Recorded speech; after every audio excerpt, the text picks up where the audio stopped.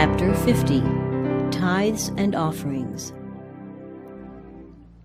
In the Hebrew economy, 1/10 of the income of the people was set apart to support the public worship of God.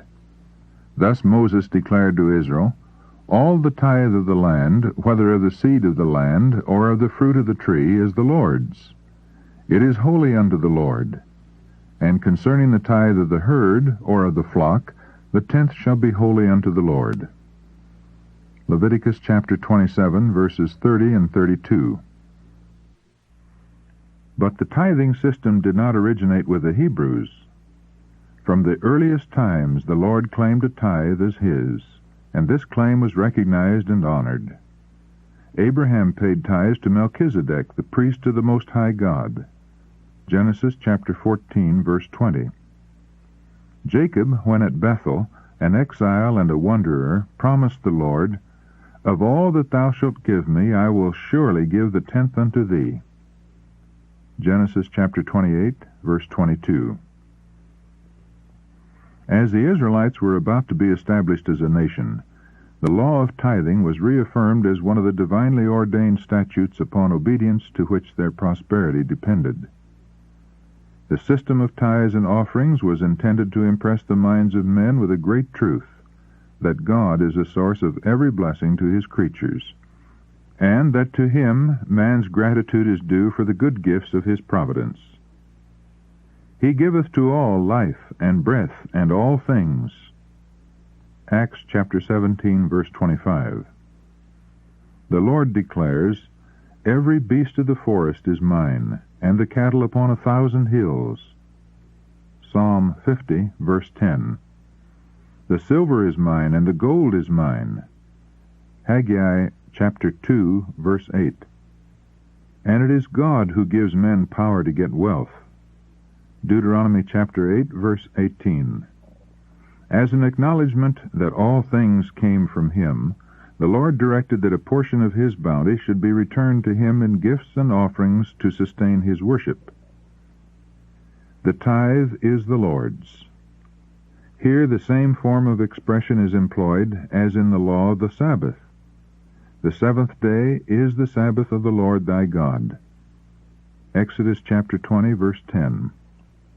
God reserved to himself a specified portion of man's time and of his means, and no man could, without guilt, appropriate either for his own interests.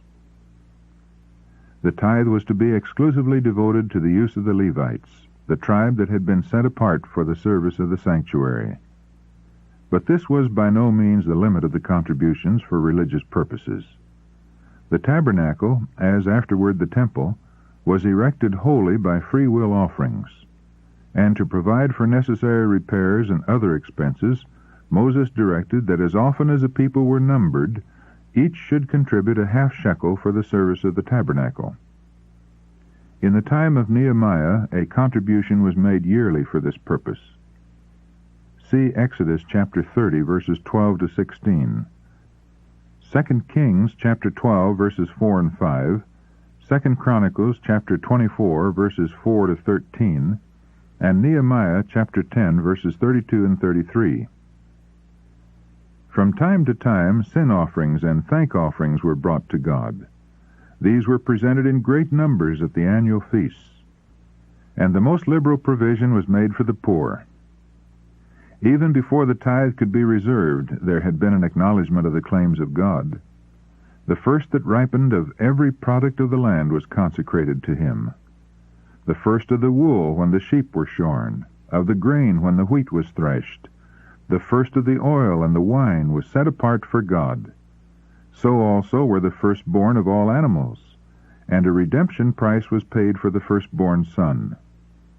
The first fruits were to be presented before the Lord at the sanctuary, and were then devoted to the use of the priests.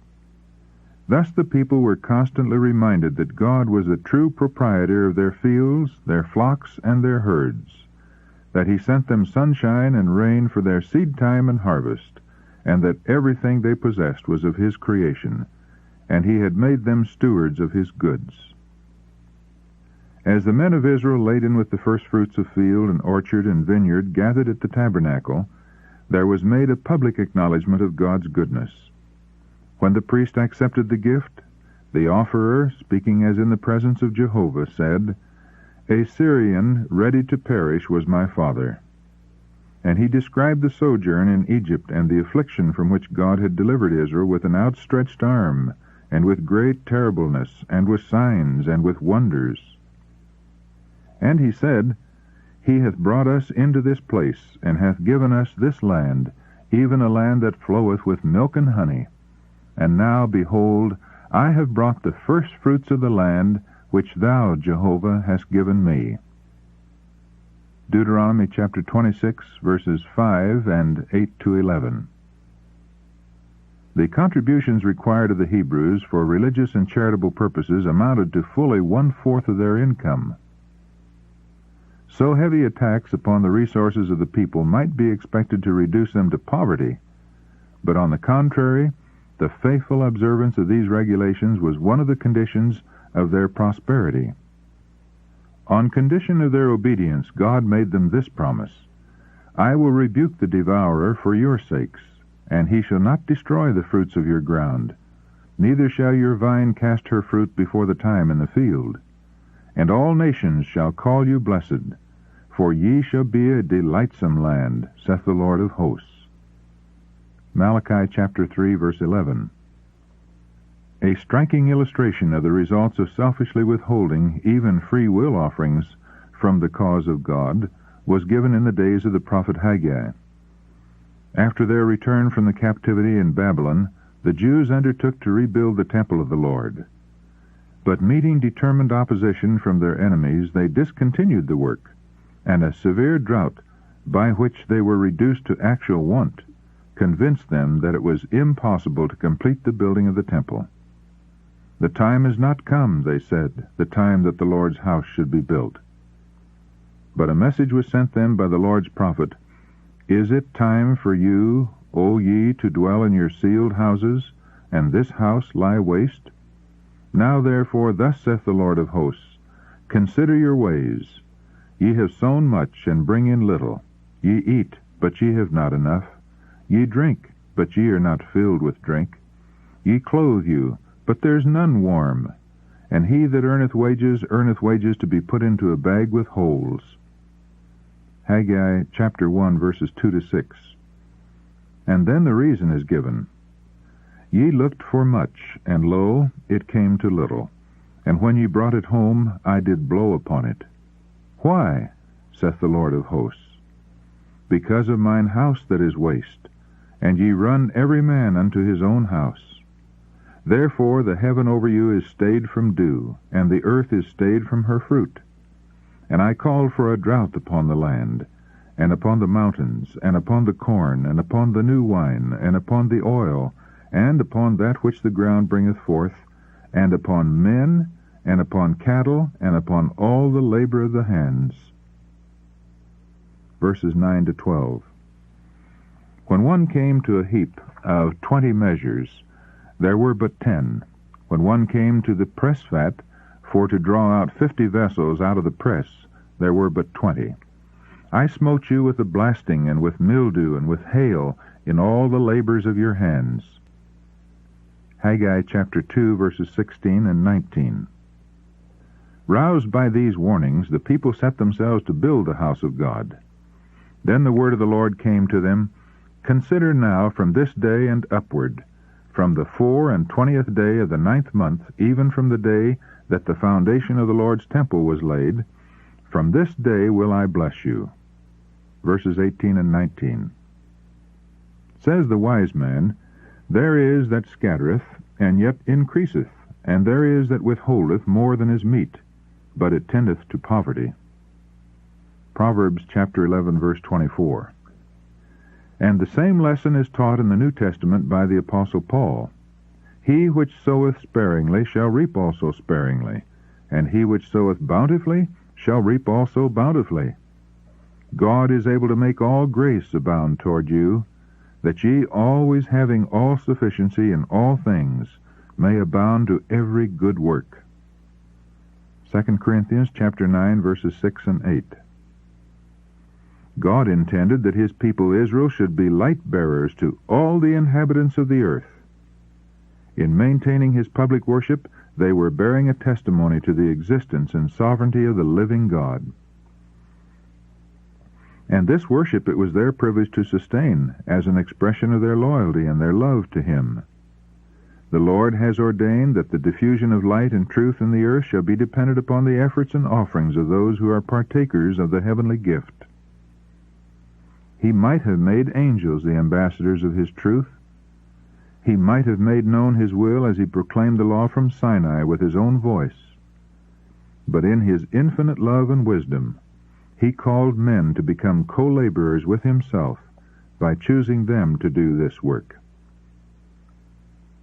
In the days of Israel, the tithe and free will offerings were needed to maintain the ordinances of divine service. Should the people of God give less in this age? The principle laid down by Christ is that our offerings to God should be in proportion to the light and privileges enjoyed. Unto whomsoever much is given, of him shall be much required. Luke chapter 12, verse 48.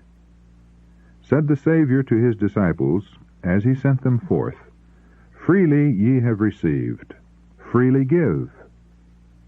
Matthew chapter 10, verse 8. As our blessings and privileges are increased, above all, as we have before us the unparalleled sacrifice of the glorious Son of God, should not our gratitude find expression in more abundant gifts to extend to others the message of salvation?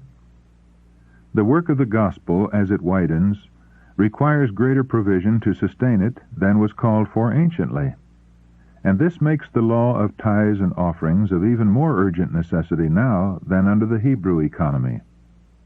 If his people were liberally to sustain his cause by their voluntary gifts, instead of resorting to unchristian and unhallowed methods to fill the treasury, God would be honored, and many more souls would be won to Christ. The plan of Moses to raise means for the building of the tabernacle was highly successful. No urging was necessary, nor did he employ any of the devices to which churches in our day so often resort. He made no grand feast. He did not invite the people to scenes of gaiety, dancing, and general amusement. Neither did he institute lotteries, nor anything of this profane order, to obtain means to erect the tabernacle for God. The Lord directed Moses to invite the children of Israel to bring their offerings. He was to accept gifts from everyone that gave willingly, from his heart. And the offerings came in so great abundance that Moses bade the people cease bringing, for they had supplied more than could be used. God has made men his stewards. The property which he has placed in their hands is the means that he has provided for the spread of the gospel. To those who prove themselves faithful stewards, he will commit greater trusts.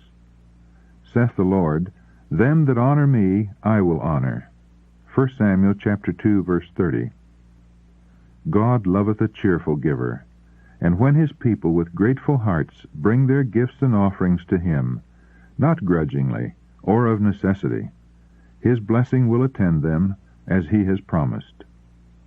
Bring ye all the tithes into the storehouse, that there may be meat in mine house, and prove me now herewith, saith the Lord of hosts, if I will not open you the windows of heaven, and pour you out a blessing, that there shall not be room enough to receive it. Malachi chapter 3, verse 10.